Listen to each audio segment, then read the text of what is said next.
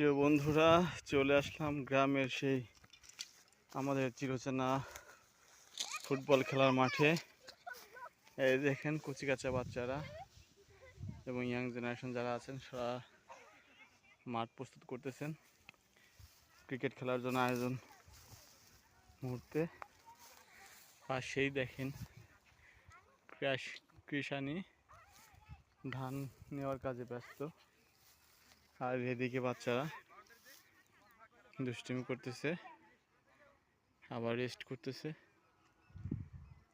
সব মিলিয়ে অনেক সুন্দর। গ্রামে আসলে আসলে মন খারাপ থাকলে মন ভালো হয়ে যায়। আসলে আমার কাছে খুব ভালো লাগে গ্রামের পরিবেশ, গ্রামের মানুষ, আসলে অনেক ভালো লাগে।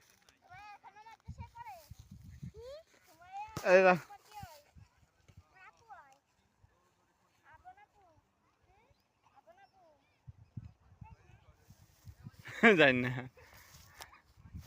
যাও আম্মু, তুই বাসায় যাও কেন তাহলে? বাসায় যাও, খেলছ না আর কতক্ষণ? আর খেলবা কতক্ষণ?